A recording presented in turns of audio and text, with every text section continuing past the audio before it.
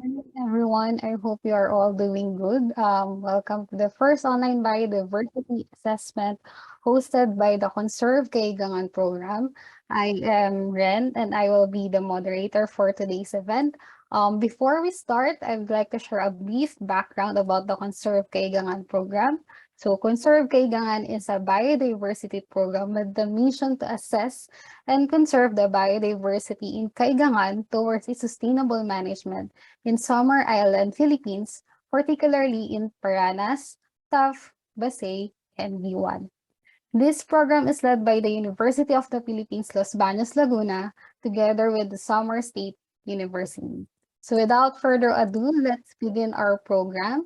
To formally start our training, may I call Ma'am Diana Shane Alcazar Balindo, Project 4 Leader of CONserve-KAIGANGAN Program and Professor of Summer State University for opening remarks.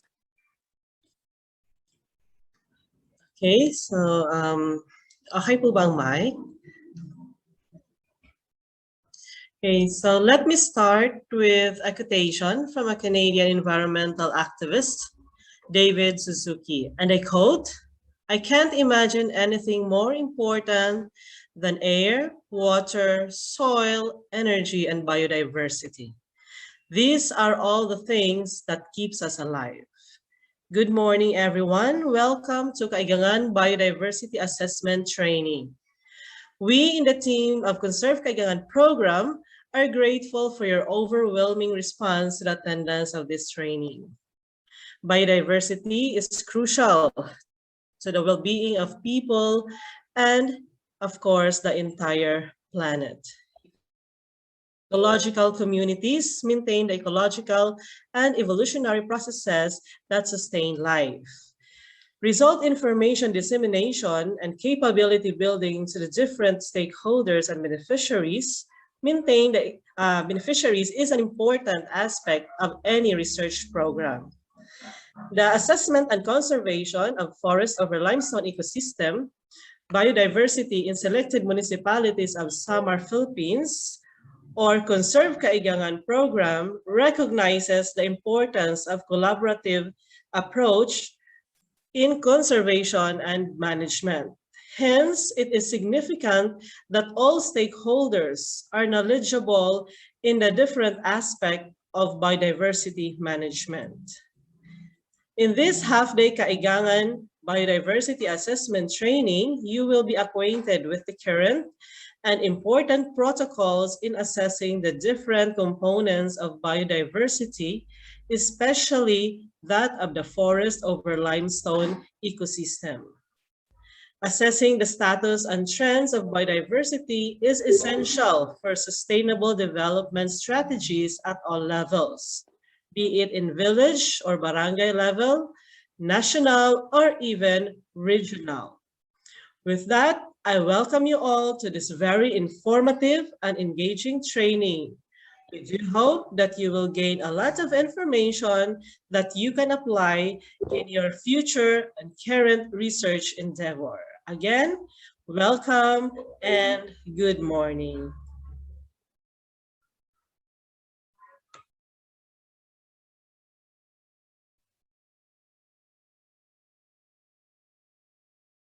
Thank you very much, Ma'am Shane. Thank you for officially opening our training. So before we proceed with the presentation, please be reminded that if you have any questions for our speakers, you may submit them in the message panel. You can do it anytime during the presentation. We will collect this and address them during the Q&A part at the end of today's session. So let's start. Our first presenter for today's event is an assistant professor in the Institute of Biological Science at the University of the Philippines, Los Baños, Laguna. She is currently pursuing her PhD botany at University of Chinese Academy of Sciences. So please welcome Ma'am Marjorie de Los Angeles.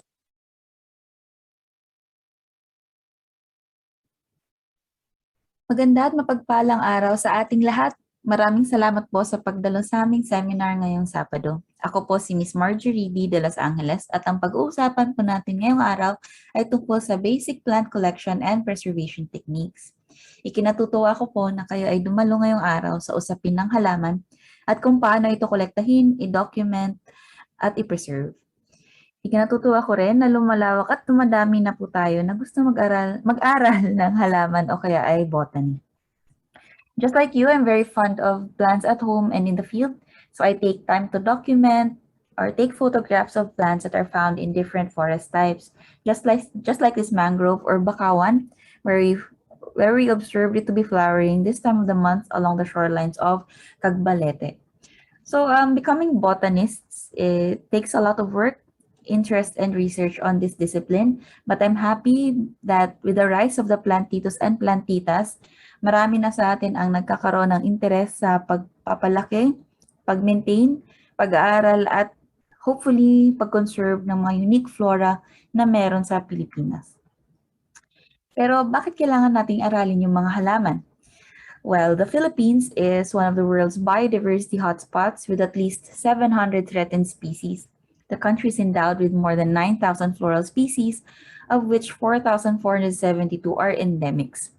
No wonder we have a lot of plant species, because much of this diversity can be attributed to the 12 different forest types that the Philippines has. So, tunay pong napakaganda ng mga halaman ng ating bansa. If you look at my next slide, you'll find a variety of different floral species as well as mosses and ferns that are uniquely found here in the Philippines that are indeed very beautiful. So, kailangan nating aralin ng mga ito. Lalo pa at hindi lahat ng halaman ng Pilipinas ay matatagpuan sa isang lugar lamang.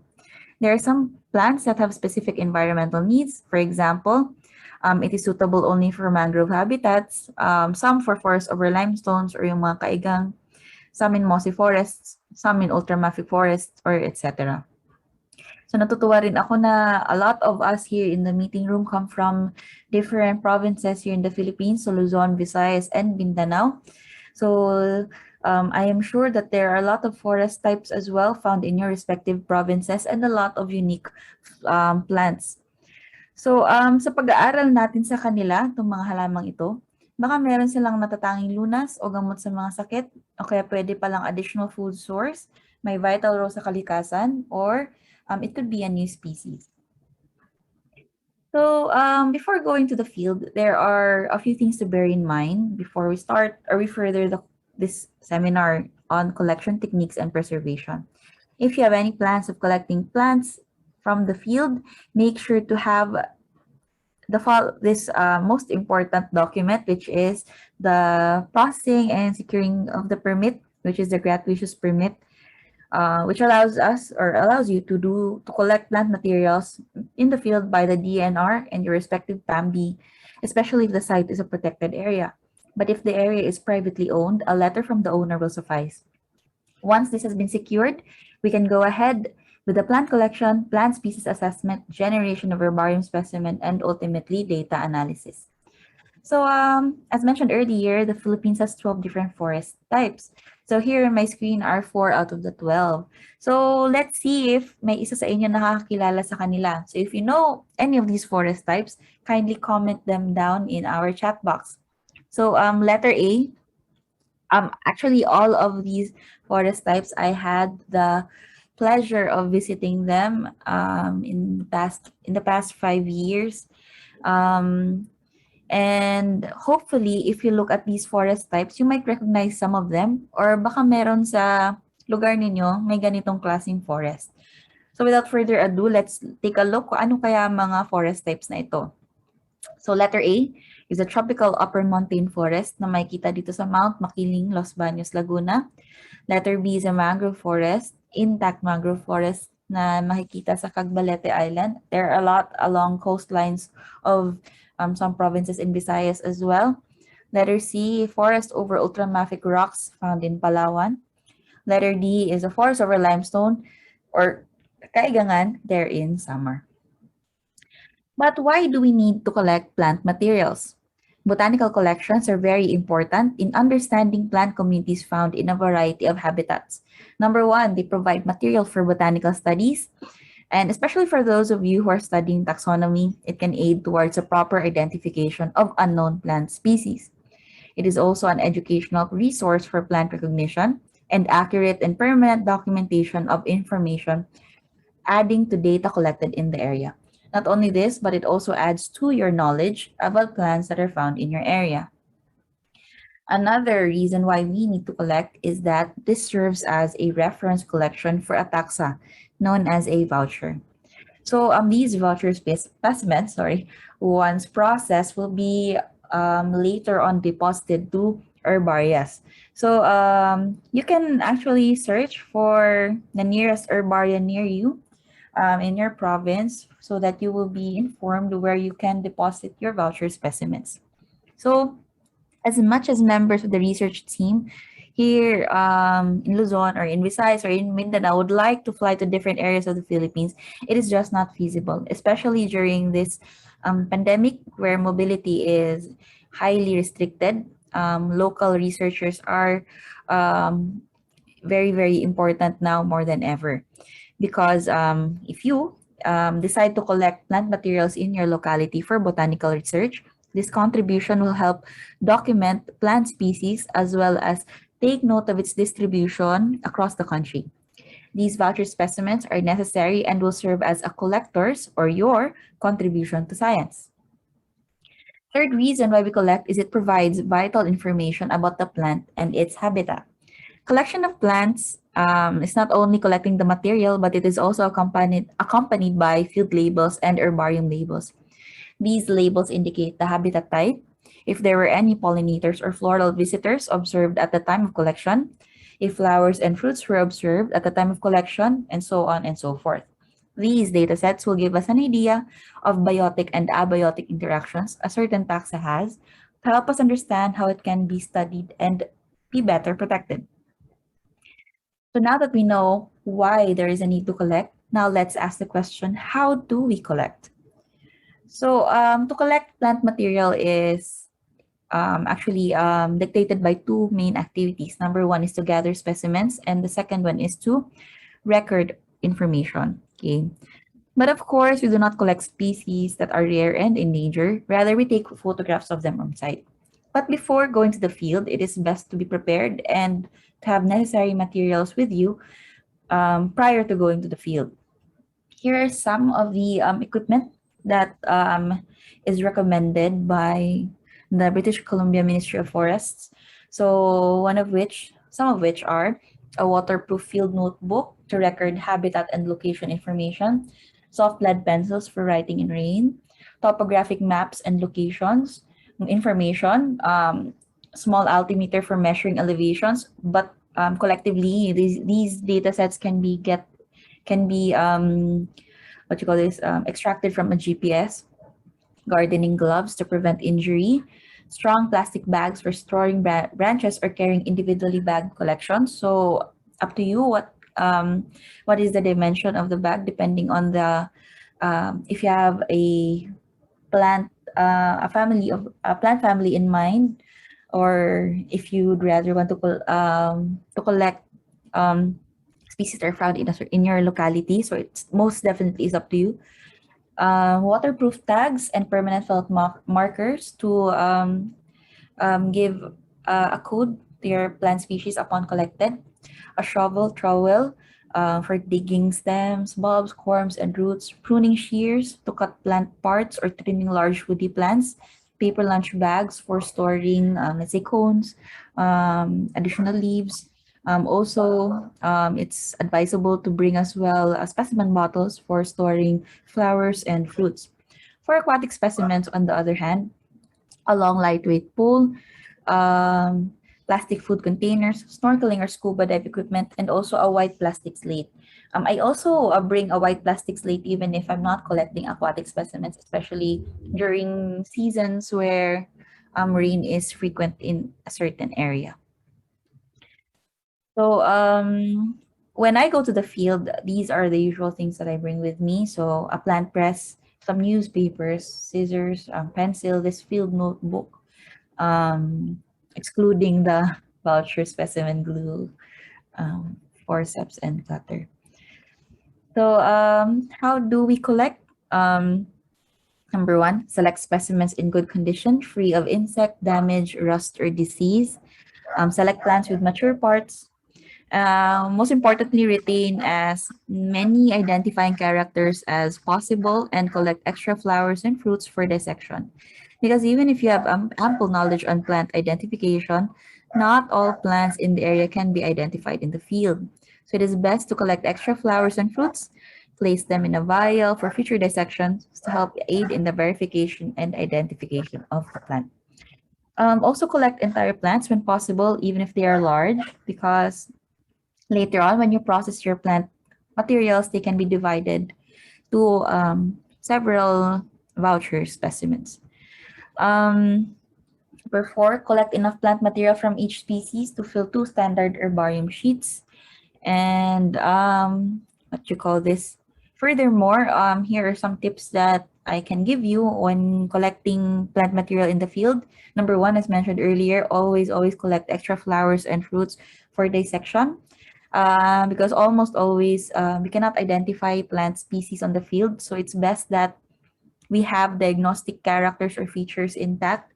For example, for angiosperms, flowers and fruits, for ferns, the spores, um, for gymnosperms, your cones, the cones that they bear, for mosses, the sporophyte and the gametophyte is intact so that when we try to identify them in the lab, we can follow a taxonomic key or under the guidance of a taxonomic key, we can key it out. If it's really too difficult, then we can consult a taxonomist to help us identify our plant specimen. So another tip that I can give you is to press the specimens in the field. Pressing the specimens in the field will assure you that the plant, along with the valuable data, is intact. Because the longer you wait to process your specimens, the bigger the discrepancies are in the final result, especially in herbaceous species, where it is prone to changes in overall shape, herbivory, and especially prone to mold. So, but however, if immediate processing is not an option for you, then placing the collected materials inside the bag under cool environments will give you about a week before the plants start to deteriorate. So it gives you an allowance of 1 week before processing them in the lab. And finally, keep a record of data because plant collection is really useless without accompanying data. Always bring with you a field notebook or a laptop to store collection numbers, your codes, and other observed data that may be lost during the process of collection and preservation. Other information to take note of upon plant collection is the date of collection, location, habitat type, soil type, the color of flowers because these are lost upon processing, smell of the flowers, observation of pollinators, among others. So here a GPS device will come handy and where coordination and elevation can be provided, especially if you're doing monitoring activities for certain areas.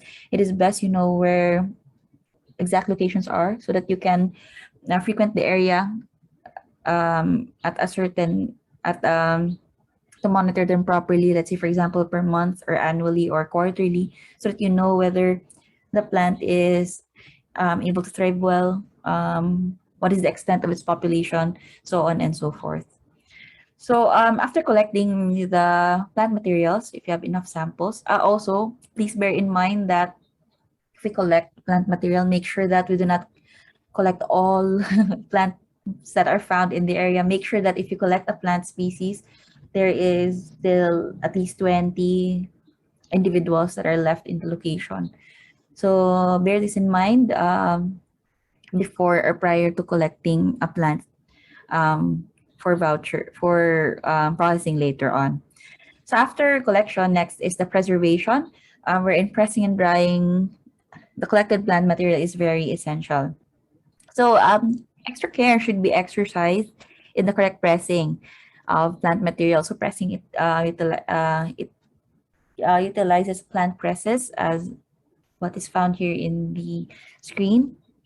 The process consists of laying the plant specimens in 2 panels, 45 by 30 centimeters, folded sheets of newsprint separated by cardboard sheets, and placing them in a pressing frame, which is then tightened with straps. So pressing is very essential because it permanently fixes the plant material into a manner that will be later on be mounted on the acid-free sheets. So After pressing, the specimens will be dried. Drying, on the other hand, involves an adequate amount of time and exposure to dry air.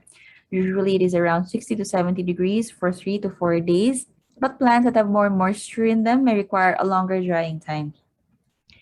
So once dried, plants can now be fixed on a mounting sheet.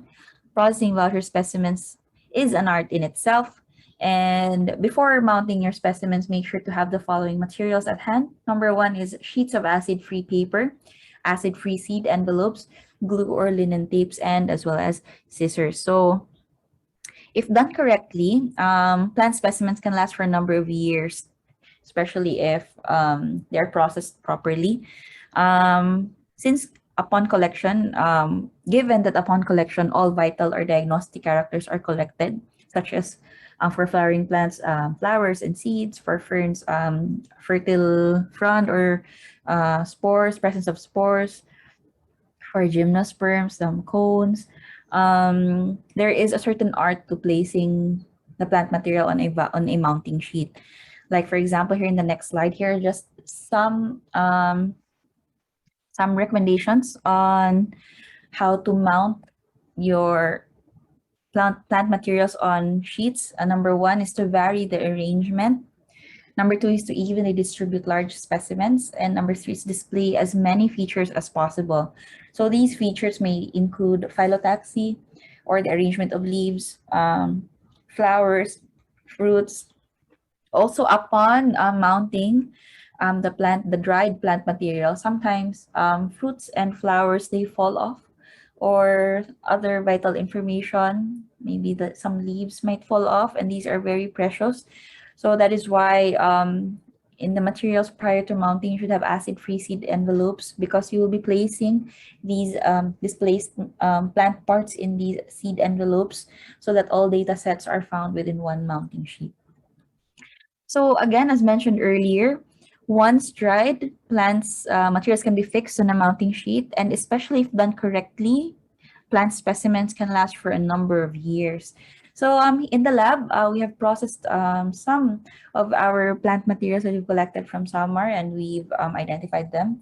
Also, as mentioned earlier, data gathered, data recorded that are found that were written in our field notebooks were also translated into what you call this, field labels and herbarium labels, so that future researchers or taxonomists, botanists will be able to access data,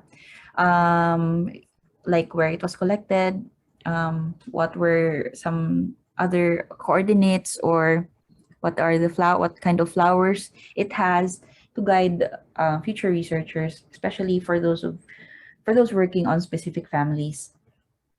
And with this, maraming salamat. Here ends my talk. I hope that today's talk has equipped you with the basics on collecting plant materials. I trust that when you look at the remaining forests that you have in your respective provinces, you now know when to collect and when not to collect plant species, as well as what to collect, data to record, and how to preserve it. Muli, maraming salamat po.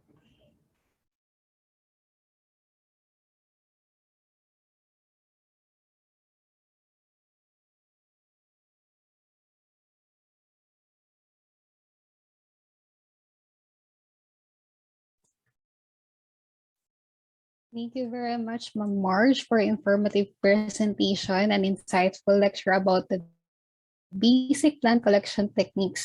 So for the participants, a gentle reminder before we proceed with our next topic, if you have any questions about the presentation of Ma'am Marge, kindly send them to the message panel or the chat box below. We will collect this and answer them during Q&A session at the end of the training. Also, please be informed that you need to fill our evaluation form to receive the e-certificate. We would appreciate it if you would complete that and provide your feedback on today's training. I will send the link here in the message box after the Q&A session.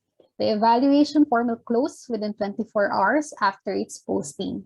So without further ado, I would like to introduce to you our next presenter. She completed her MS degree in Environmental Science and Management at the University of the Philippines, Baños, Laguna. She is currently appointed as a Senior Science Research Specialist of the CONserve-KAIGANGAN Program. Please give a warm welcome to Miss Elaine Loreen C. Villanueva. Hello, good morning sa inyong lahat.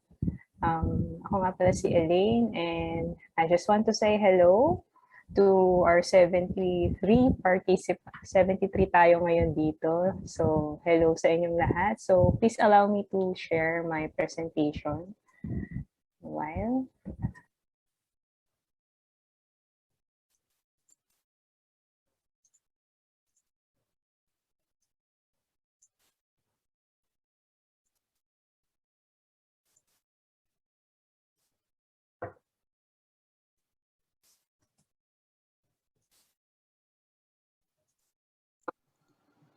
Hello! Magandang umaga.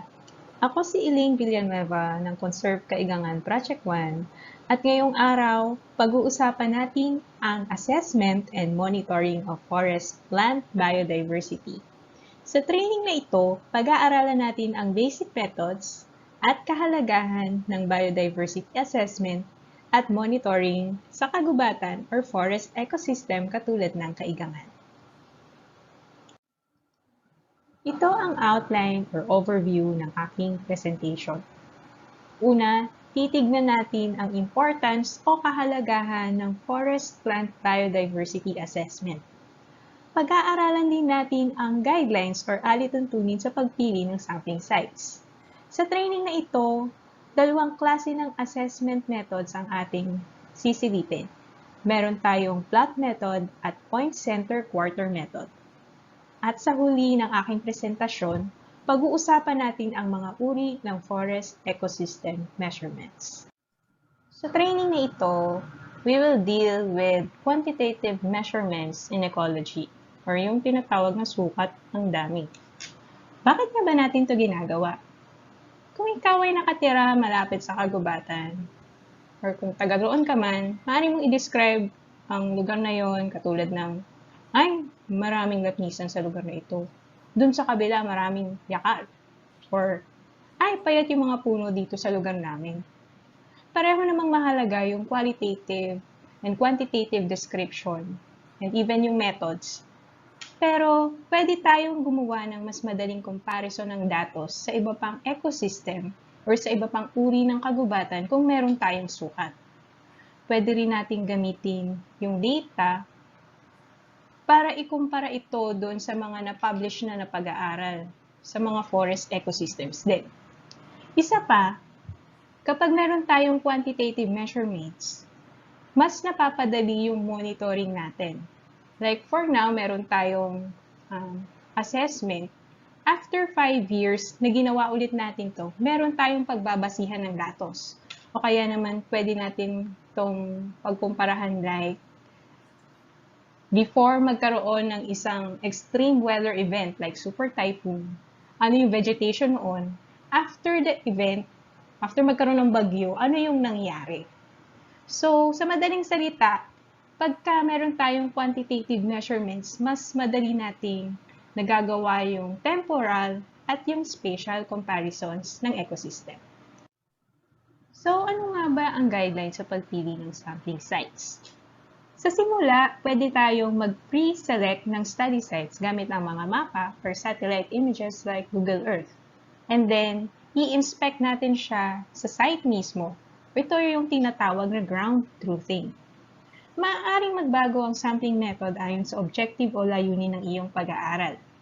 Pwedeng random sampling, pwedeng stratified sampling, at iba pa, maraming klase. Ito ay depende sa iyong layunin.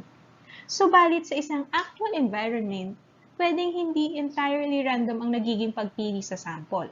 Since ang goal nga natin is to assess the biodiversity or yung plant life forms in particular. May mga pagkakataon na ang isang site na pinili natin randomly sa mapa ay natapat pala sa isang lugar na walang puno. O kaya naman, delikado yung lugar like malapit sa bangin. Sa mga ganitong kaso, practical lang na i-adjust ang location ng site. Isa sa pinakamahalagang pamantayan sa pagpili ng sampling sites ay ang heterogeneity or ang pagkakaiba-iba ng mga species. Pwede rin nating tignan ang slope or yung delis na tinatawag. Pwede rin yung topography. Ito yung mga anyo ng lupa. Patag ba siya? Lambak ba siya? Mabundok ba siya? Mga ganong tanong.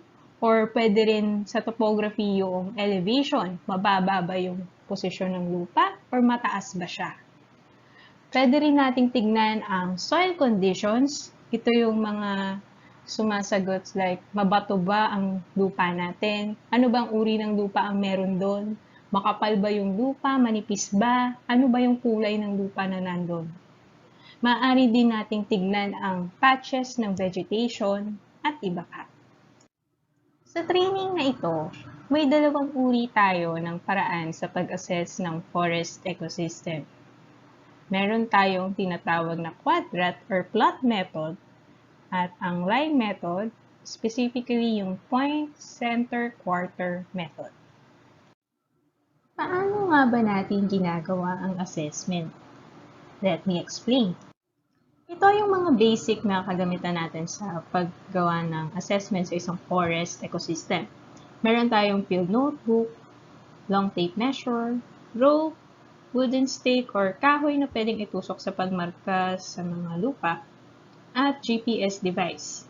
Kung meron kang permit, pwede rin tayong magdala ng mga gamit sa pagkolekta at pag-preserve ng mga plant samples. Pwede ka rin gumamit ng camera para may documentation ka sa live samples ng halaman on-site, pati na rin sa itsura ng plot or transect mo. Ang unang method ay ang quadrat or plot technique. Tinatawag itong quadrat or plot method dahil ang sampling ay ginagawa sa mga kwadradong piraso ng lupa sa gubat. Sa simula pa lang, kailangan mo mag-decide sa sukat at dami ng plot. Pwede kang gumamit ng species area curve para malaman ang eksaktong sukat ng lupa. O kaya naman gamitin ang 100 square meter na plot or yung 10 by 10. Ito ang standard or universally accepted na plot size natin na ginagamit sa mga studies. Gamit ang panali at kahoy, pwede mong markahan ang sukat ng lupa na gagamitin sa sampling. Kailangan mong itala ang lahat ng woody species na pasok sa quadrat mo. Kailangan mo ring alamin ang species name at ang common name ng bawat puno. At sa bawat record, kailangang itala ang circumference ng trunk, pati na rin ang height and crown size. Ang pangalawang method naman ay tinatawag na line method or point-centered quartered method or PCQM. Sa method na ito, gagamit ka ng mga transect o linya para magtala ng mga puno. Una sa lahat, kailangan mong mag-layout ng main transect line na nagre-represent ng iyong sampling area. Maaaring trail ang iyong gamitin na main transect. Mula naman sa main transect, susukat ka ng 50 meters. Mula doon, maaari ka nang gumawa ng sub-transects na sumasanga sa kaliwa o sa kanan ng iyong transect. Ang diagram na nakikita nyo sa slide ay isang halimbawa ng sub-transect. Sa isang sub-transect, maglagay ng 5 points na may interval na 15 to 20 meters. Sa bawat point, hahatiin ito sa bawat quadrant gamit ang imaginary line na katulad nito. Pwede kang gumamit ng kahoy pang marka sa line na ito para ma-imagine mo yung 4 na quadrant. So, meron ka ng quadrant 1, quadrant 2, quadrant 3, at quadrant 4. Sa bawat quadrant, kailangang hanapin ang pinakamalapit na puno mula doon sa point mo. I-record ang distansya mula sa point hanggang sa kalagitnaan ng katawan ng puno. At sa bawat puno, kailangan mo ring sukatin ang circumference, height, and crown size. Ngayon naman, pag-uusapan natin ang forest ecosystem measurements. Ano nga ba ang mga sinusukat at tinatala natin sa isang forest ecosystem assessment? Ang larawan na nakikita nyo ay isang halimbawa ng pag-measure ng circumference at breast height. Ano nga ba ang circumference na tinatawag? Ito yung sukat ng palibot ng katawan ng puno. Ang diagram na nakikita nyo sa kaliwa ay isang cross-section ng trunk. Ang circumference ay ang palibot o perimeter ng trunk. At ang diameter naman ay ang distansya sa bawat side ng puno na dumadaan sa center. So, itong pulang ito yung circumference at ang diameter naman ay itong blue line na ito. Ang diameter ay mahalaga dahil ginagamit ito sa pag-compute ng basal area, isang basis sa dominance ng mga puno. Sa aktual na sitwasyon, mas madaling sukatin ang circumference gamit ang tape measure. Maaaring i-compute ang diameter gamit ang circumference divided by 3.142. Ang 3.142 ay isang mathematical constant na tinatawag ding pi. Importante din na ang pag-measure ng circumference or diameter ay ginagawa at breast height. Approximately, ang breast height ay nasa 1.3 to 1.5 meters mula sa lupa. May mga pagkakataon na kailangan mo rin i-adjust ang lokasyon ng sukat from the 1.3 or 1.5 standard na breast height dahil iba-iba ang hilig at katawan ng mga puno katulad ng nasa right side ng slide na ito. Ang tree height naman ay ang taas ng puno. Gumagamit ng height pole sa pagsukat ng taas katulad ng nasa larawan. Meron ding iba na gumagamit ng clinometer para sumukat ng taas ng puno. Kung sakaling walang ganitong gamit, maaaring mag-improvise at gumamit ng kawayan ng mga may marka sa bawat kalahating metro. May mga pagkakataon din na sobrang taas ng mga puno na hindi na kayang gamitan ng mga ganitong devices. Kapag ganito ang kaso, maaari na natin silang i-estimate visually. Ang crown diameter naman ay maaari ding sukatin kapag gumagawa ng assessment. At ito ay ginagawa sa pamamagitan ng pag-estimate ng distance from point A to point B at point C to point D. Ang parehong techniques ng plot method at BCQM ay maaaring magsukat ng density, frequency, basal area, species composition, at diversity at varying degrees of precision. Gamit ang mga na-record mo na datos, pwede ka nang mag-compute ng density o dami ng species sa bawat area ng sampling, frequency o gaano kadalas nakikita ang halaman sa bawat sampling, at basal area na isa sa pangunahing measure ng dominance. Sa slide na ito, makikita mo ang mga formulas para sa plot method na pwedeng i-compute gamit ang datos na natala mo mula sa site. Sa ganitong paraan, magkakaroon ka na ng quantitative measurements na pwede mong ikumpara sa ibang studies. Ang importance values ay masusukat gamit ang sum ng relative density, relative frequency, at relative basal area. Ito naman ang values na makukompute mo sa mga puno gamit ang PCQM. At dahil walang plot, ang mean area ay maaaring i-compute gamit ang distansya na sinukat mo mula sa points ng sub-transect hanggang sa pinakamalapit na puno sa bawat quadrant. Posible ka pa rin makapag-compute ng relative density, relative dominance, at relative frequency gamit ang mga datos mula sa PCQM. And eventually, pwede ka pa rin mag-compute ng importance value sa bawat puno. Ang mga datos na makukuha nyo gamit ang techniques na pinaliwanag ko dito ay tinatawag na primary data. Kasi ginather nyo siya on-site. And these primary data will be far better than the myriads of secondary you obtained from the past records. Kasi yung data na makukuha nyo from your assessment, yun kasi yung magiging latest and on-ground siya. And to all the locals who are watching today, gusto ko rin lang kayong i-encourage kasi meron kayong advantage para protektahan ang gubat kasi nakikita nyo ang sitwasyon mismo.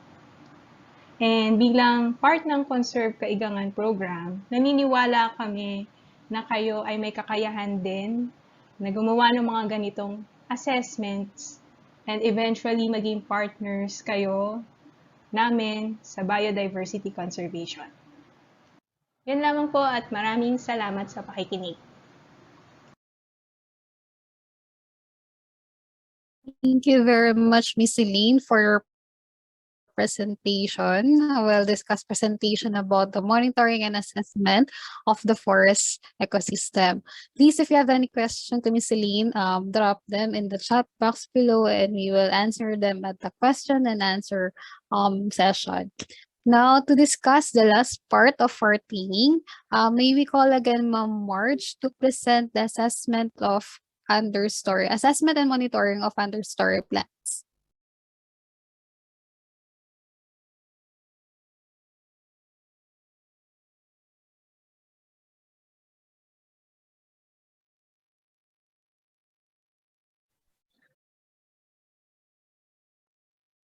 Us until the very end. So this is the last lecture which I will be delivering.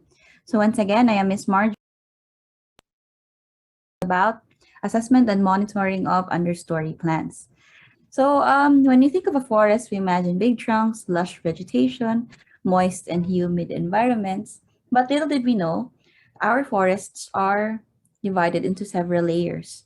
So there are 4 recognized layers for our forests, the topmost being the emergent layer. It is made up of the tops of only of the very tallest trees, and this is where a lot of the strong gusts of winds take place. Beneath the emergent layer is the canopy layer. It is formed by the leaves and branches of trees that are close together. There is an abundance of sunlight, flowers, fruits, and leaves at this layer. A lot of the birds perch at this layer as well. The next layer underneath the canopy layer is the understory layer. This is a very humid layer where smaller trees such as palms, juvenile trees, receive less light and where they are thriving. There are also shrubs present here, and also small and lightweight animals also thrive at this layer. At the most bottom layer is the forest floor, where very little sunlight penetrates to the bottom of the floor and a thick covering of decomposing leaf litter is present.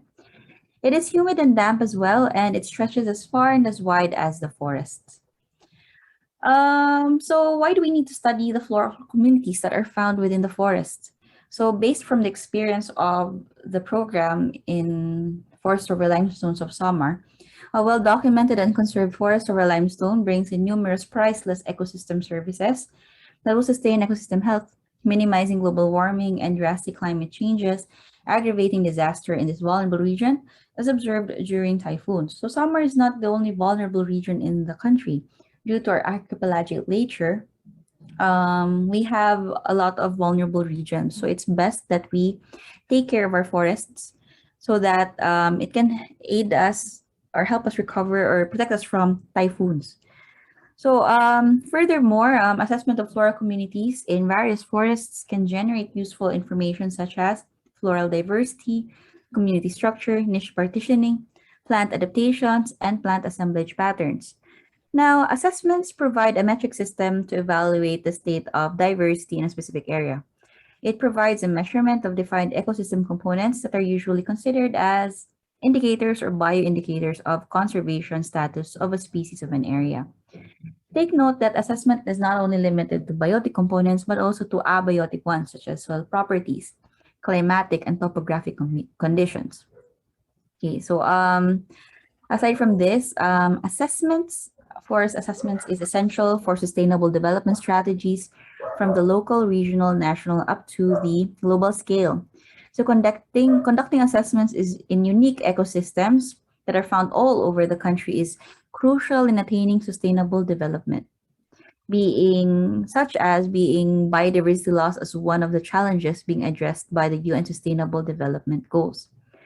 So assessment is really necessary, especially in light of anthropogenic activities as well as climate change. A lot of our floral species are very sensitive to changes in the environment and may not fare well.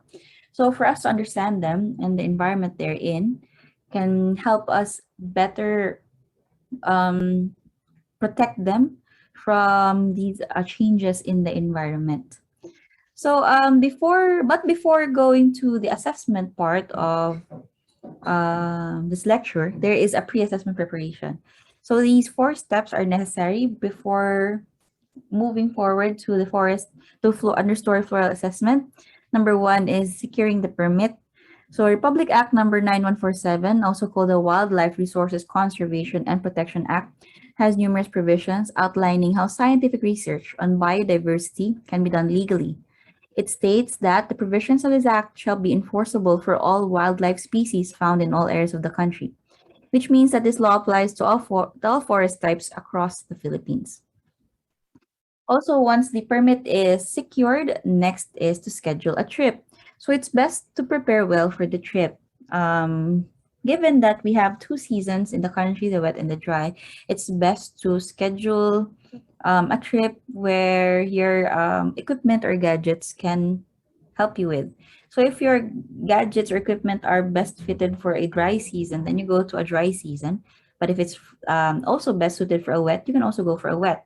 And better if it's best suited for both seasons. So you can capture the phenology of the forest during your assessments. Once scheduling has been set in place, the next is to best inform stakeholders. So these stakeholders include the park superintendent or the PASU, local communities, local rangers, forest rangers, because the reality on the ground is local partners better know better know the ins and outs of the forests. So informing them ahead of time will also give them a chance to help to better accommodate you or help you navigate your way into the forests, because security is always a top priority, especially when doing assessments in forests or in areas that we are not really familiar with. Finally, once the permits are ready, schedule is already set, and all stakeholders are informed, it's now best to prepare for the reconnaissance. So reconnaissance involves a preliminary ocular survey of the study site to ascertain and pick out areas where you can set up transects, plots, and campsites. It is recommended that one day is dedicated or devoted to reconnaissance to better plan what kind of methodologies you will employ during the conduct of the assessment. Make sure as well that the team consists of physically fit individuals that can handle a very long day of hiking. Now, once all of these four items are already accounted for, we can now move forward to the assessment or the floral understory assessment. I would like to share with you what we did in the project CONserve-KAIGANGAN in identifying understory species in our plots. So we prepared two pieces of 5-meter line transects with 1-meter marking intervals, which were randomly placed inside our plots. So the plot was 20 by 20, as seen here in figure 3.6. And during the conduct of the study, we prepare data sheets. So if you plan on conducting an assessment, prepare a data sheet as well, and record the date, time started, name of observers, plot number, elevation, municipality, and barangay of the study site. These are crucial information since if this is a monitoring activity, assumption is you will go back to these plots to monitor and assess whether or not plants and these understory plant species are still present in the area, the extent of their population, are they flowering, fruiting, so on and so forth. Next is to record the coordinate of transect, code of coordinate, the elevation, starting from 0 and until 5 meters of each line transect. Record all of the plants that intercept in each 1 meter increment of the 5-meter line transect. Now, it's also best if a local partner is present during this assessment because they have a local name for certain plant species. Common names are different per locality, so it's best to record it as well. And as mentioned earlier in my talk, it's good that you have a grasp of the plants that are found in an area, scientific names, but if you cannot identify them, then you get a sample to be processed later on. So aside from this, yes, here mentioned, if the name of the plant is difficult to determine, collect samples of the specimen, place the specimen in a small paper plant press rather, and assign a specific code for the species. And the code designated to the identified plant will serve as a temporary name of the species, which will be utilized all throughout the fieldwork in the same locality or up until it is identified. Next is to take note of the habit, whether it is a shrub, a vine, or an herb for the plant. Next is to determine the cover of the plant by measuring from where the foliage starts up to where it ended using a ruler or a tape measure. So aside from cover, height is also measured from the ground up to the tallest plant height using a ruler or a tape measure. So once all of these data sets have been collected for all of the transects that we got, we will now analyze the data utilizing the following formulas. So it is also best to identify the dominating plant species in the area, and it will be obtained by we obtained it by the following parameters: so relative cover and relative frequency. The importance value helps to identify the dominating plant species by getting the average of the relative cover and relative frequency. So relative cover is the cover of the species over the total cover of all species multiplied by 100, whereas relative frequency is the number of occurrence of the species over total number of occurrence of all species multiplied by 100. Also, Shannon index of diversity can be computed with the data sets that were recorded by using the following formula, where PI is equal relative abundance or the proportion of total sample belonging to the nth species, and I and ln is a natural logarithm. This can easily be executed using spreadsheet under Excel. But if you have any questions regarding this, you can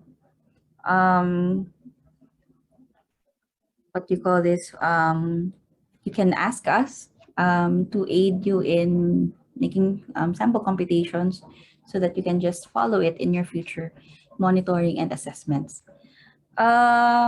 This is just one methodology that you can follow when assessing understory plant species in the forest, but you can also read further for other methodologies, because it really depends on what your objectives are, extent of the difficulty level of the forest, extent of the forest floor, how frequent you're going to come back to monitor the forest, so on and so forth. It's best if to monitor understory species to cover both seasons, the wet and the dry, to identify at what season certain plant species flower or have fruit or have spores, to get a complete idea of the health of the forest as well at the understory level. But it really depends on the research team. It could also be once a year, so it all depends on the research team. So I hope everyone was able to get something out of today's lecture. And also I hope that after the pandemic is done, a lot of us will go back to the forest, assess and monitor it to better protect and conserve it from threats and other detrimental activities. And with that, I would like to thank you once again. And we are now ready to accept your questions and comments.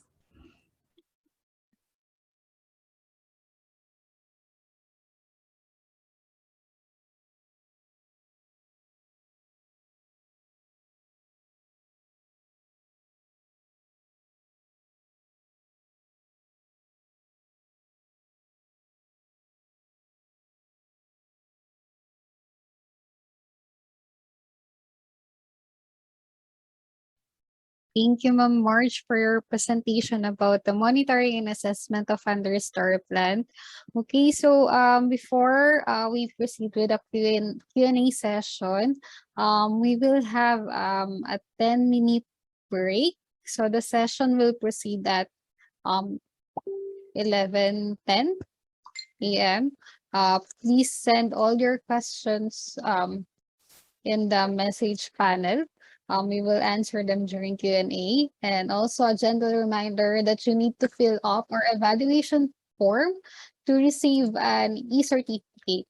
We will post the link in the message panel after the Q&A session. And this will close 24 hours after posting. So happy break po, balik po kayo. Welcome everyone. So I hope you're all charged and have the energy to proceed with the last part of our training, the Q&A session.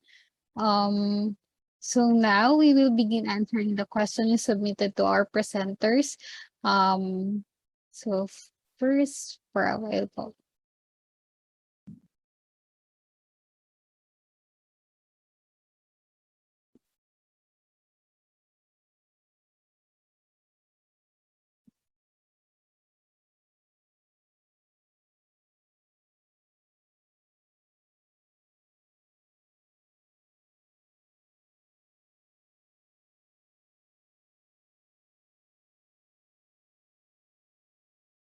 So the first question is, what are your advice for aspiring or early career field botanists?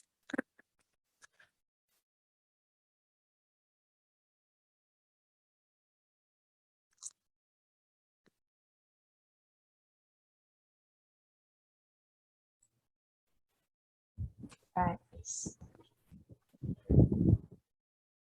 March. Ikaw muna. Ako, advice ko sa inyo siguro, ano siya when you, kasi once you decide na to go into botany, masasabi ko lang ay, bukod sa mag-aral kayong mabuti, you need to learn, parang mahalin nyo yung ginagawa nyo. I mean, not just for botany, I mean for everything din. Kasi medyo, when you go into the subject of botany, medyo ano talaga siya, kumbaga, medyo tiring minsan kasi ang dami mong sasauluhin, ang dami mong concepts na kailangang unawain, and hindi, parang it will be empty kung hindi mo parang i-appreciate yung lesson in itself. And ayun, yun yung sa akin yung isa sa mga key na take away din. And siguro ano din, be willing to be, maging teachable kayo. Maging teachable kayo sa mga magiging mentors nyo kung sakaling piliin yung i-pursue yung botany. And it is a very interesting field sa totoo lang. May i-add ka ba, Ma'am Marge?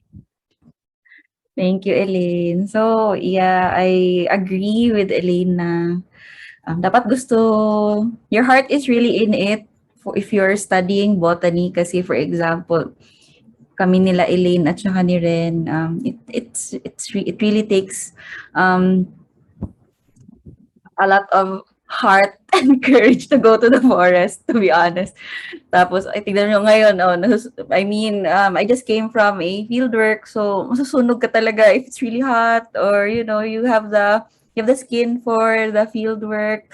Also, aside from the passion and the heart for the field work, I guess another na I can advise to our early career field botanist is, you look for a mentor who can really guide you in the field, because it's hard to pursue a discipline when no one is properly guiding you. So it's difficult if you're blinded ka kung saan ka pupunta.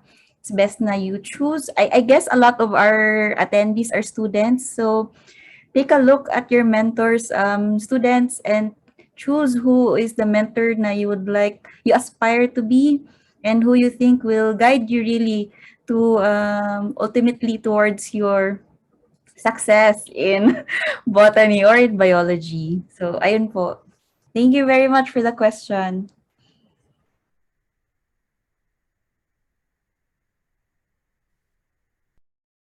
Thank you po. The next question po is, what are the usual problems you encounter during fieldwork?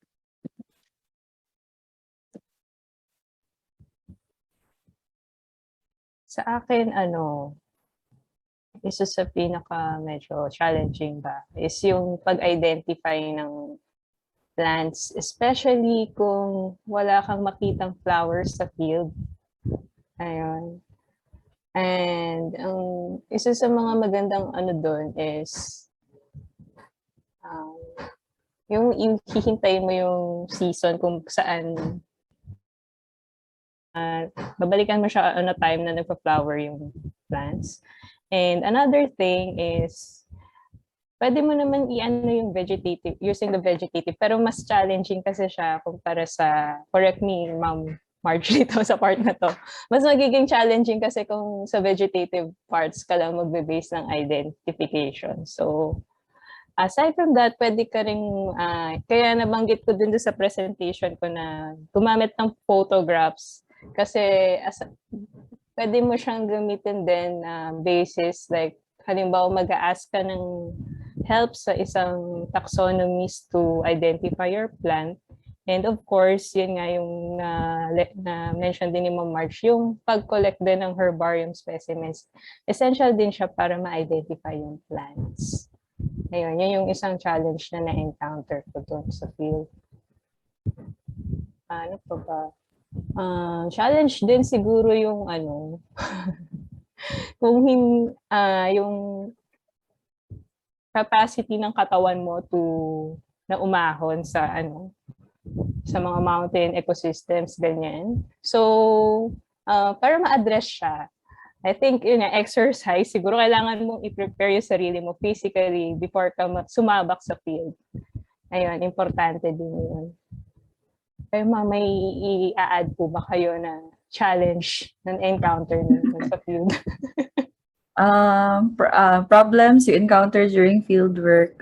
Pre-pandemic, number one ay yung weather, especially sa forests have a unique microclimate. Yeah. I really experienced this the last time I was in Samar. Kasi parang yesterday, okay pa yung maaraw siya. And then, the day na mag-fieldwork kami, signal number 2 pala. So, yun talaga parang siya, unpredictable siya. So, these are some problems na you frequently encounter in fieldwork. Number 1 talaga is weather. And currently, what everyone I think is experiencing na problem, itong pandemic. So, there is a lot of limited mobility, even if your heart really is into assessment, but changes in IATF categories, yung ready ka na lumipad, but yet nagbago na naman yung alert level, so may panibagong requirements. So these are really problems for fieldwork. COVID, another one, especially ngayon na madaming nagkakasakit.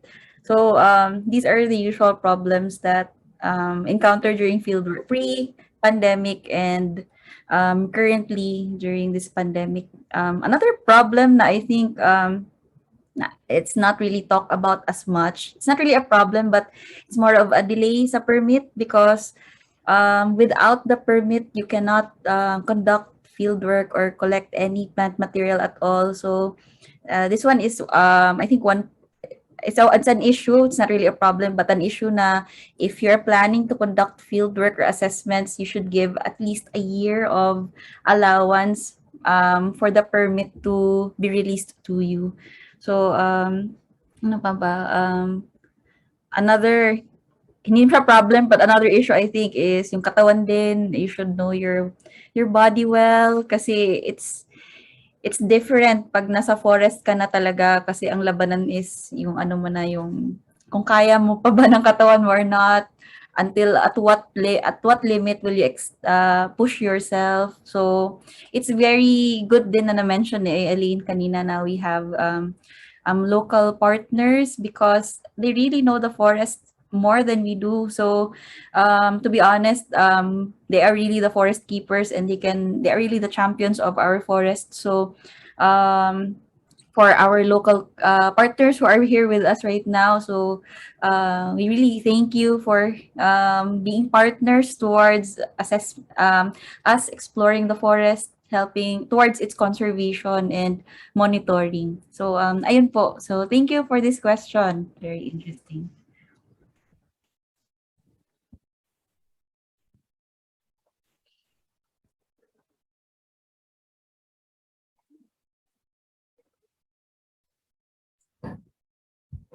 Then, Hello. For the next question po, how can I be able to also collect plant specimen that can be good for genetic analysis? This is for fruits under the Garcinia genus and will focus on correlation of mangosteen and batuan. For plant specimen collection for let's say for genetic analysis, for if you're referring to phylogeny, any plant tissue is enough as long as we Filipinos kasi we practice yung pagka-collect natin ng halaman, ina-alcohol natin siya. But before you do that, make sure you remove maybe around 10 grams of material and you place it in silica. Make sure na ma-dry out siya so that when you proceed towards your genetic analysis, you will be able to extract ample amount of DNA for you to proceed with other phylogenetic analysis. Kasi one of the problems with plant material collection, hindi siya, sorry kung problem, but hindi naman siya problem, but one practice that we usually do kasi is we douse our plant materials with denatured alcohol para hindi siya masira agad, which is okay, but these materials doused with alcohol will no longer be viable for genetic analysis. So for a success in your genetic analysis, you get a plant specimen fresh from the field, ilagay mo sa silica, and then proceed to genetic analysis later on. But if, for example, I understand that this pandemic really is a hindrance to a lot of our laboratory activities. If there is an available refrigerator dyan sa school, a -80 or a -20, upon drying nung sample mo, you can place it in those freezers, -20 and -80, and for sure it will last you a longer period of time, and you can still extract an ample amount of genetic material from your sample. So, ayun po. Good luck to your Garcinia studies.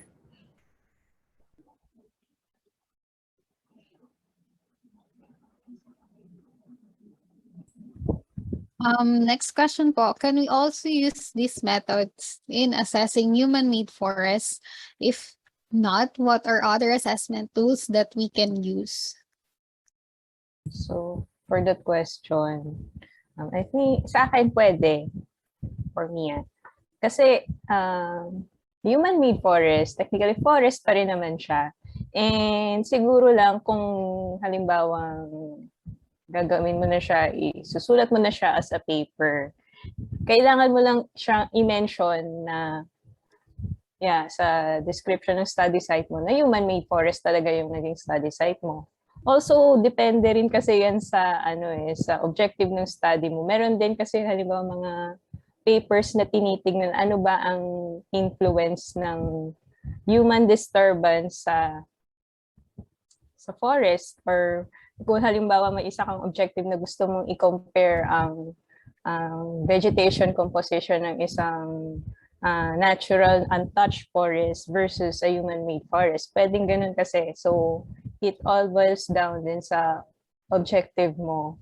And I think you can use it kung magko-compare ka, kung ganun yung position ng yung aim ng iyong study. Ayan.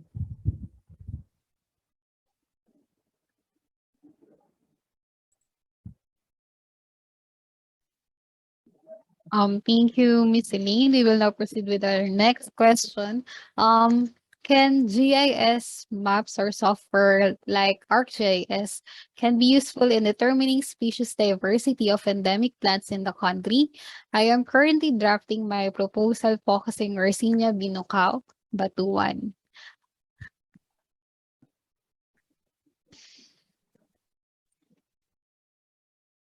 Ma'am Des. So lucky for us, Ma'am Des is around. This is her specialty. Ma'am Des. Good morning po, Ma'am Des. Good morning, ma'am. Oh, wait. Yes. Okay, go ahead po, Ma'am Des. Ayun, good morning. Hindi ko ma-unmute yung sarili ko. Morning talaga. Okay, so GIS and other spatial tools, definitely whether plants or animals, you can use either. So kung like simple lang na habitat relationship, so as long as you take yung parang ecological or parameters like yung soil, ganon, and maybe climatic parameters, pwede naman yung like simple habitat association lang.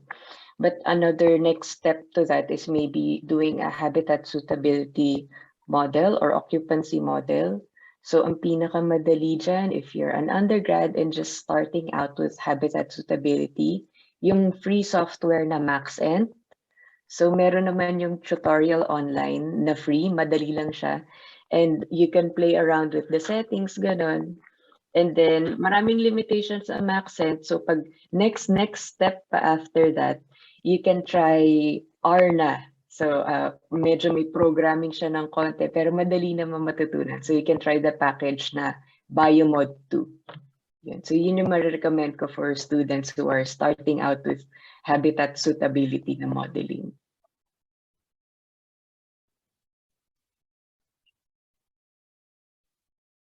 Back to you, Ren. Thank you, Ma'am Des. Thank you po.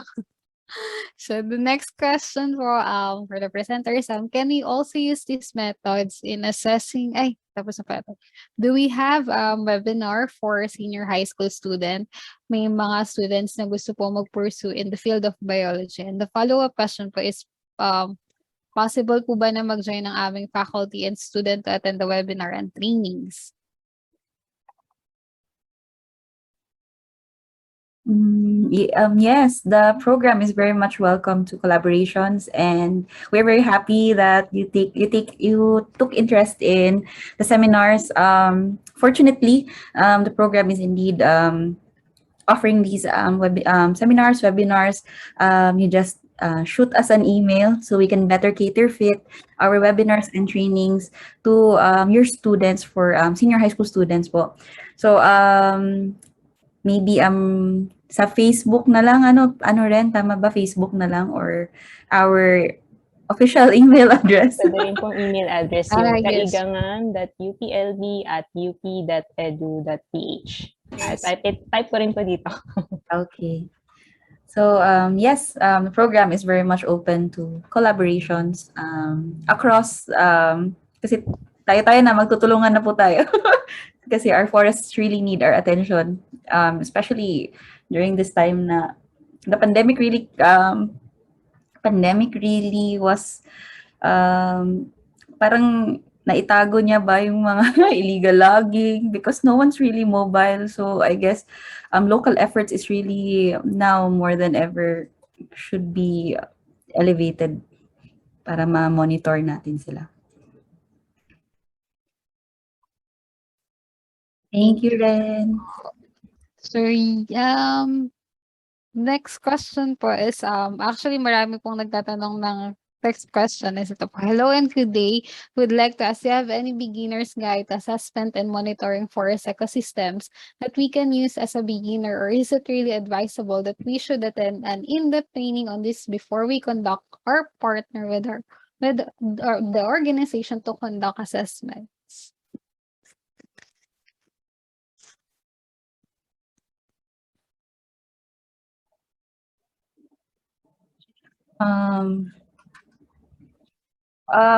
What we've discussed ni Miss Elaine is already one of the standard methods for assessing forest ecosystems. I guess an in-depth training is a plus because it's really different when you're in the forest. Really, it's different, especially if your forest type is that of a forest over limestone. It's sloping, so I guess training is really a plus, and I would highly recommend it. Also, we have a lot of, but due to the pandemic, there are a lot of online trainings that are being offered. So these are also short courses that you can avail. Currently, I think the Plant Biology Division of IBS, and the Animal Biology Division of IBS UPLB are offering short courses. So you can check their Facebook page. They have I think in-depth training to help you capacitate or equip you and your students towards conducting fieldwork in different forest ecosystems. Ayun po. Siguro ano din lang, siguro kaya parang ang hirap ding i-grasp sa ngayon nung mga diniscuss namin kasi hindi natin siya, because of the limitations, kasi online nga tayo, hindi natin ito matry on the field itself. So, ayun, na i-ano naman namin sa inyo yung principles and kung paano. Maybe you can try it siguro on your own. Kahit siguro sa ano lang, yung sa pinakamalapit lang na space sa inyo. Pwede nyo siguro siyang i-try and i-practice kasi it really helps na maintindihan nyo siya when you do it on your own. Tama po ba? Ayun na, parang magawa mo na siya na nanonood ka na sa field. Yun, parang ganun yung sa akin. Iba pa rin yung na-apply mo siya. Ayan. Yeah, or assessment nyo sa garden nyo muna. How many, what is species diversity of grasses sa lawn nyo, ganun. So you can try. You can already do transect method there. Or gusto nyo i-full force nyo na, mag-quadrat na kayo. Para at least you have first-hand experience kung paano you have field experiences because in the field you have split decision making, so at least meron ka ng somehow you have an experience for it. So tama si Miss Elaine. Yan, thank you po. Thank you din po. Back to you, Ren. The next question po is, may we know what reference material used in the conduct of biodiversity assessment? Can you share your reference manual or guide for our future assessment? To answer this po, currently po, the CONserve-KAIGANGAN program drafted po a manual, but we are still in the process of publishing and devising po yung manual. So as soon as the manual is available or published, we will announce it in our Facebook page. So make sure to like our page so para ma-updated po kayo sa aming updates, sa mga aming publication and other announcement. So next question po, if spatio-temporal variation affects in this assessment of floral communities, since there are certain information that we will be taken from it, such as plant adaptations? I think, yes.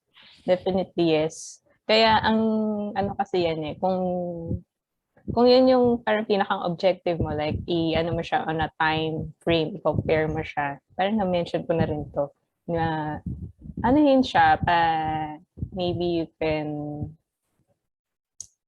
do it na parang yung quadrat mo is i-assess mo on like this time A, like during this time of the month, and then another time of the month. Parang ganun. Pwedeng ganun kasi yung mangyari. So, possible naman siyang gawin.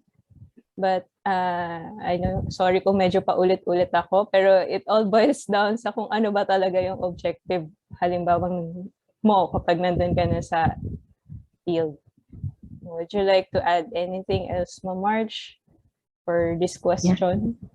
I think that is correct. It is indeed correct na spatiotemporal variations really affect in assessment of floral communities. Like, for example, ako I always go back to my experience sa summer kasi ang hirap. Yung kunwari elevation, yung slope, mabato siya. So if you find plant species that are thriving in these kind of stressful environments for plants, then I am sure that there is a certain plant adaptation for it to thrive in these kinds of environments. Because if we take, for example, let's say, for example, pitcher plants are not really found in all kind of forest ecosystems. But if you study them further, you will see a pattern that they are found in either nutrient poor soils or a soil that has an elevated concentration of a certain element. That's why it adapted to develop a pitcher so that it can acquire more food due to the limitations in the soil. So these are some relationships or some research, plant and biotic and abiotic interactions that we can find in the field.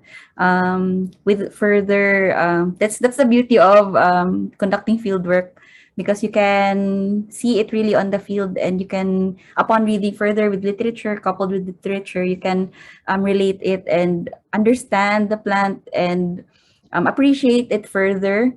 And with this appreciation comes the need to conserve it, yung mga ganyan. So hopefully, everyone here in this Zoom meeting room will have this feeling after experiencing assessments of our forest ecosystems. Ayun po. So thank you very much for that question, so Ren.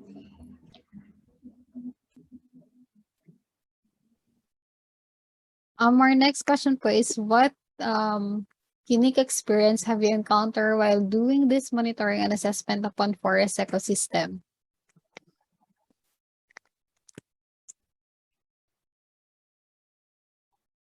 Ako muna ma. Yes, ma'am. Kayo muna. Sige. So, Experience. one unique experience, I think ito talaga unique experience for me is my recent fieldwork sa Cagbalete, Ren, sa mga mangroves. So, we were monitoring plots. It was the 10th year of monitoring last time. So, we went to mangrove sites, and ang plot pala na i-visit namin puro nipa. So, yung amoy nipa, nag-ferment na siya, so amoy lambanog na siya. And then yung mud nasa ano na talaga namin, nasa chest area na namin, but still continue pa rin yung pag measure ng mga nipa dun sa grove ng nipa na yun. So that was really one unique experience, and I'm sure if everyone will go into the field, you'll have more unique experiences, more unique than what I had recently. So ayun, thank you for that question. Elaine?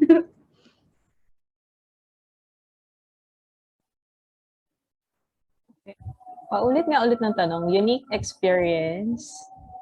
A unique experience you have encountered while doing this monitoring assessment. Unique experience. Medyo funny kasi, like, ayun, di ko alam kung na-experience nito nila mo, March, pero medyo buwis buhay kasi. So, may mga time na parang ako nung nagtitesis ako, like, nadulas ako, ganyan. Medyo, ano siya, it's risky on one end, pero I'm not saying this para takutin kayo, but instead, kailangan nyo talagang ihanda yung sarili nyo when you do this kind of assessments. Kasi may mga masaswerte kayo kung yung mapupuntahan yung site is medyo patag or hindi masyadong sloping yung vegetation. Or kasi yung sa Kaigangan naman, ang terrain naman is medyo sloping at tapos mabato. So, delikado talaga. So, you really have to be careful. Or ako din nung nag-field ako nun sa Mindoro, ganun din yung parang na-experience ko. Kaya, nasabi ko talaga kanina na kailangan mo talaga maging prepared physically para to go kapag halimbawang gagawa ka na ng mga quadrat sampling or kung ano man yung gagawin mo na field assessment for plants. Ayun. Medyo fun story lang. Tama, kailangan magdala ng tungkod. Tsaka mag-ingat sa mga Yes, sinkhole. kasi Marami sa Kaigangan, marami sa forest of the limestone na sinkhole. So ingat lang po.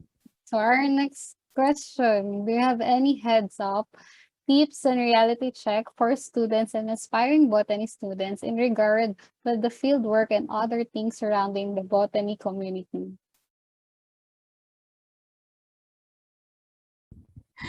Ayan. Ako kasi, isa sa mga tips siguro is, importante nga na, kasi itong botany community nga siya. So, community meaning you are not alone on your own. So, isa sa magandang tip siguro is you need to collaborate with other botanists Konti lang ang mga botanists sa dito sa atin. So, sino pa naman tayo para i-snobang isa't isa, di ba? So, meron mga online communities na pwede tayong salihan, like Cos Digital Flora. Ayun, marami din mga nag-help, like in identifying plants. Ayan. Ayun. Meron ka pa bang i-add, ma'am, na mga examples ng online communities na pwede nilang salihan? Or may iba pa kayong tips sa mga aspiring students natin? Yeah. Hindi ko alam tong surrounding the botany community na naman ako. But it is true, konti lang talaga yung nagbo-botany or nagpo-pursue ng botany. When in fact, di naman tayo tatakbuhan ng mga halaman eh. Joke lang, ma'am. So, aralin nyo na sila. We have a lot of families to choose from. Angiosperms, gymnosperms, pteridophytes. So, you choose your family and they need a lot of work. So, tip ko and reality check, indeed, you cannot do it alone. Sa totoo lang. Even until now, I still seek the expertise of systematists, taxonomists, our friends from the National Museum, Dani Tandang. So these are experienced taxonomists that will really guide you kung paano mag-dissect, paano mag-ID. Huwag kayong maghiya. Yun siguro yung isa sa mga reality checks. Kasi ako before, nahihiya talaga ako mag-email kasi baka ma-judge ako, di ako marunong, ganyan. But the reality is, they really welcome these kinds of inquiries na parang it's good for them to mentor younger generations of botanists, taxonomists, field biologists, and they can pass on the craft. Another reality check na lang din that I experienced early this year is to really choose ethical collaborations. Make sure that the collaboration you're entering is sound, it has integrity, because hindi naman sigurado, but there are a lot of communities din na might take advantage of you. So make sure na you get recommendations for collaborations. Tama ba ito? Ask your mentor if this is correct, so on and so forth. In terms of online communities, meron tayo yung COS Digital Flora. There are a lot of experts that answer identification inquiries. Aside from that, yung endemic plants in the Philippines, that is also another Facebook group na andun lahat ng mga endemic plants of the Philippines nakapost. So if you have a plant na you think upon keying it out using a dichotomous key, ganito siya yung identification niya, tapos endemic siya, you can always ask it there. So I guess yun ang tips and reality check. Another reality check is mahirap talaga ang botany. So it's not that I'm scaring you, but that's just the truth. And I believe kaya naman siya as long as yung sinabi namin ni Elaine ay masusunod or something like that. So ayun po. So thank you for that question, Soren. Next question po, which method would you recommend to apply on biodiversity studies at forest over limestone areas, quadrat or PCQM? Or under what conditions would you prefer one over the other? Sa akin, kung forest over limestone, I'd go for the quadrat. Yeah. Kasi siya yung nakita nung team namin nung nagpunta sila sa field, yung itsura kasi ng mga puno doon is medyo dikit-dikit sila. Tapos, isa rin sa characteristic niya is maliliit yung mga diameter ng puno. And since nga siya, medyo, kumbaga yung assessment is medyo big. Malaki yung scale. So, mas maganda yung quadrat. Ang PCQM naman, you can use it kung sakaling medyo may constraint ka sa time. Kasi this method is easier to do. Ang pinakang drawback lang niya is wala kang kasing plot size. And yung size nung yung area mo for PCQM is parang ini-extrapolate mo lang siya based doon sa distance from your points doon sa center ng mga trees na sinasample mo sa 4 na quadrats. So if you have the time and the resources, mas magandang gawin sa isang forest over limestone ecosystem yung quadrat method. Ayan. May gusto pa po ba kayong i-add, ma'am? Or for this question, ma'am? I also agree. Okay yan. Thank you. Okay po. So the next question po, we are done with the last 2 questions. How are we doing so far with the biodiversity conservation efforts? Biodiversity conservation kasi is very encompassing that will help a lot of the community natin in general, sustainability, resources, etc. How should we encourage or convince LGUs to embrace efforts for conservation? Some of them may signify interest, pero hindi naman talaga priority.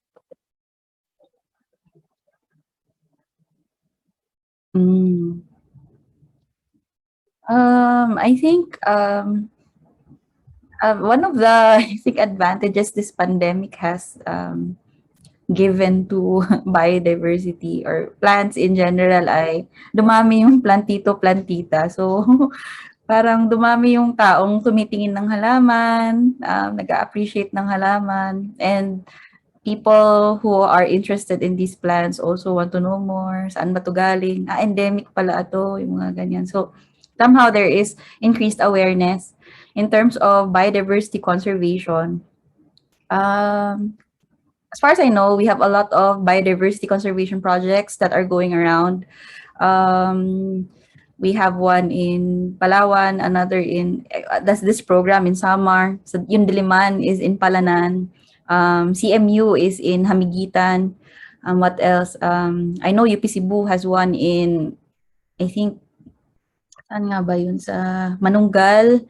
And then, saan pa ba? I forgot, but there are a lot of biodiversity conservation projects that are going on. But I think ang problem lang natin ay yung mga politicians natin. A lot of our ancestral lands are really sold off to a lot of big corporations for profit. So really, that is the number one problem that we are facing here in the Philippines, wherein we sell our ancestral lands for a lot of our minerals, golds that are being mined. So maybe in the upcoming election, vote for politicians that will champion the environment. And, even at the LGU level, it's very big. It's a very big impact na din kasi if you, like for example, sa Samar, grabe yung yung sense of community nila, and they really rallied against investors that are trying to quarry inside SINP, yung mga kwento nila na they really rallied against it. So if you empower communities and the LGUs, maybe educate, we can fight against biodiversity loss. So ayun po. So Elaine, ikaw, do you have any other thoughts? Thoughts ko dito is yun nga. We should, aside from voting wisely, malapit na kasi 2022, next year na. Another way siguro is sino po ba dito yung mga part ng academic institutions or NGO? So isa sa mga tips siguro is we should establish partnerships with them. Wag natin silang i-isolate yung mga LGUs and POs kasi minsan hindi sila aware kung ano ba yung, kasi we have the scientific technical capacity, pero sa kanila kasi limited yung sa kanila. So kaya nga tayo nagkakaroon ng mga ganitong training and activities para makapacitate natin sila, para mabigyan natin sila ng kakayanan na, alam nila ganito pala ang tamang gagawin natin para ma-conserve yung biodiversity. So we should always, sana maging natin siya, parang way din natin na let's partner with them. Wag natin silang i-isolate kasi kung sa totoo lang, we are part of a bigger system na hindi na, para paano ko ba i-describe to? Para ma-achieve natin yung conservation and sustainable use of biodiversity, we need to work with them. Ayun. So, establish partnerships, capacitate the LGUs, and yun nga, people's organization. Hello po sa mga taga-bosses.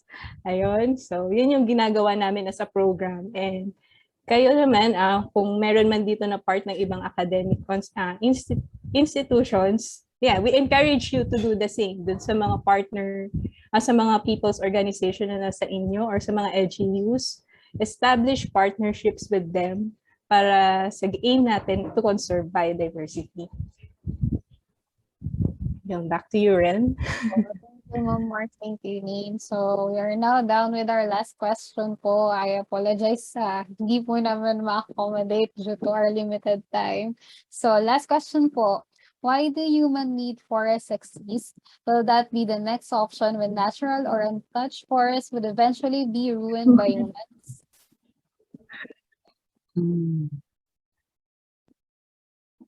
Why do human need forests exist? I think ang familiar ako na isang human-made forest that we have is yung sa Bohol. Correct me if I'm wrong. We have one in Bohol and it's filled with mahogany. Even here in Makiling, we have at an elevation of I think 300. May puro mahogany, may mahogany forest here and nag-naturalize na sila. I think these are, as we all know, mahogany really is an invasive species. Maybe before, uninformed pa regarding sa mga native tree species or yung mga endemic species natin, or kulang sila sa mga ganitong assessments or ganitong mga seminars. That's why maybe that's the very important or crucial step of assessment was missing, and kung ano na lang yung sikat that time na hardwood, ay yun na lang yung what you call this, na-plant doon sa area. It's okay to have natural or untouched forest in lieu of naruin ng anthropogenic naruin na forest by human activities, as long as we advocate for native trees, or I bet there are literatures or publications kung anong mga trees ang present prior to it being destroyed by anthropogenic activities, and you emulate what kind of forest or what kind of trees were present before, and you try to reforest the forest, ganon. But sometimes also sometimes a forest also has a way of healing itself. But it's also our obligation as human beings to help it hasten the process para at least the forest ecosystems that communities enjoy in that area can still enjoy it at a faster rate if it was really indeed ruined by humans. Ayun po. So Elaine, may dadagdag ka ba? Sa akin naman, hindi naman masama ang human-made forest kung ang vegetation mo is something na native or nagre-represent talaga na naturally occurring dun sa area mo. And I think makakatulong din ang mga human-made forest. Halimbawa, for establishment, halimbawa ng mga corridors. Like yung sa mga patches ng forest, kasi di ba lumiliit na yung area of forest natin, especially in the Philippines. So, pwede natin sila kasing gamitin para as corridors para ma-expand ulit, para maka-recover ulit yung mga forest natin, yung mga natural forest na natitira sa atin. Yun lang yung madadagdag ko. Back to you, Ren.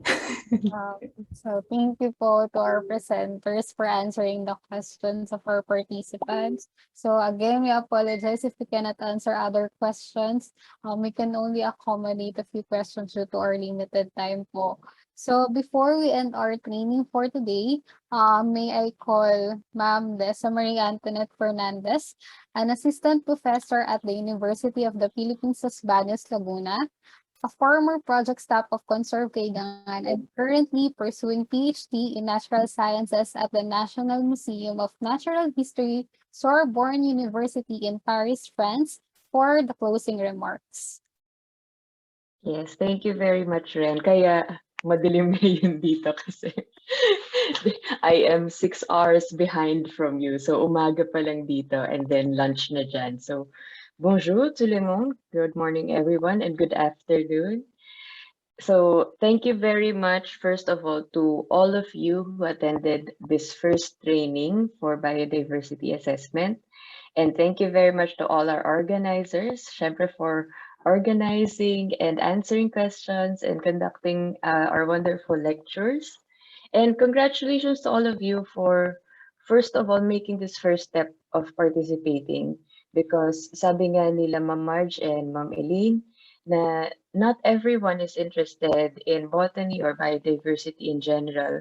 Kasi syempre nga, a lot of us are like, paano ba ako na-affect ng forest kung nasa city ako? But everything from the food you eat to maybe the table you're using right now to listen to this lecture, everything is affected by yung sustainable use ng resources natin, including our forests. So, parang, di ba ngayon, ongoing yung COP26, yung climate talks. And may questions tayo about how to convince LGUs and people who are in charge of making these decisions. And we cannot change opinions from passion alone, like magsasalita lang tayo. What we need is to show them the real data that is happening in the field. And in order to have this kind of data, kailangan natin ng biodiversity assessments, of course. So, yun. So, hindi lang tayo, magpo-post sa Facebook in order to change. We have to really go out there and see what is happening to our forests, and then tell the people in charge, okay, this is the data that we have on our forests, and this is what we can do about it. So parang young people like you, kahit college students pa lang kayo, maybe you can choose an unloved species or a species na hindi pa masyadong naaral, or maybe an area near you or in a place that you're interested in na hindi pa masyadong naaral.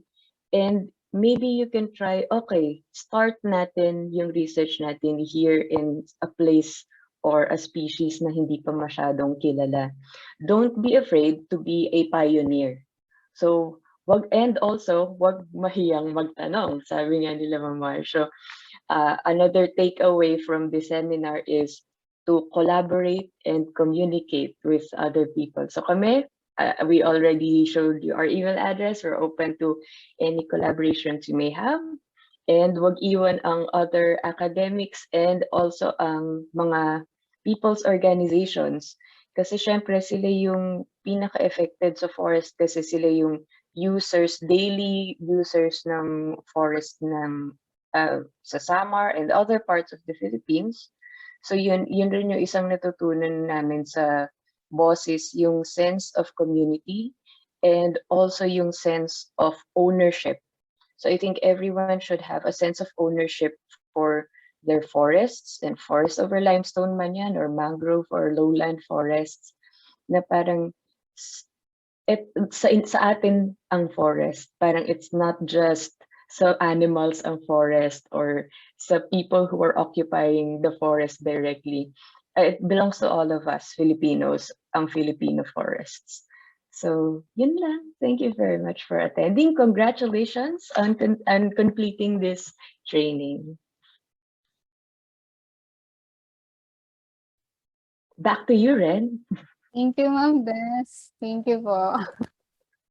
So, before po tayo mag-formally end, invite ko po muna sana lahat to open their camera for sa photo op natin. Wait lang po. So, okay, so 77 po tayo. 4 pages po. So, kindly open po your camera.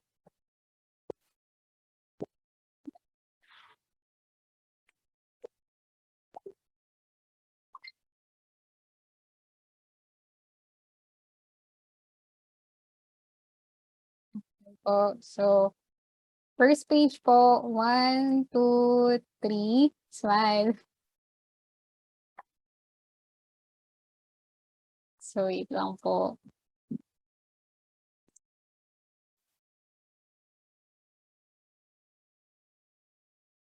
Okay. Next page po. So, 1, 2, 3, smile.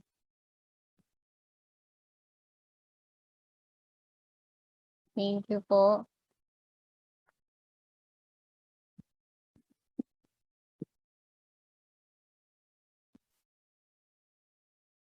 Next page po.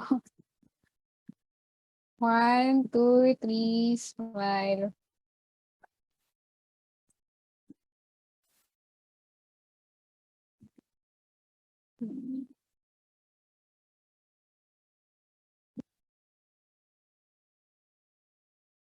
Down po with our last.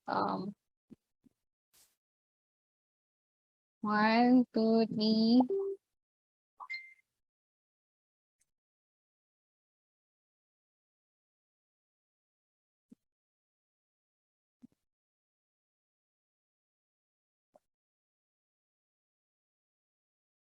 Okay po. So, thank you very much po for attending our training today. A gentle reminder po that you need to fill our evaluation form to receive the e-certificate. I will send out the link here in the chat box. So the evaluation form will be closed 24 hours after its posting. If you have any questions, you may send your inquiries to our Facebook page, CONserve-KAIGANGAN, or to our email at kaigangan.uplb@up.edu.ph. On behalf of the CONserve-KAIGANGAN team and our presenters, thank you for joining us today. Have a great day po. I will share na po sa chat box yung evaluation form.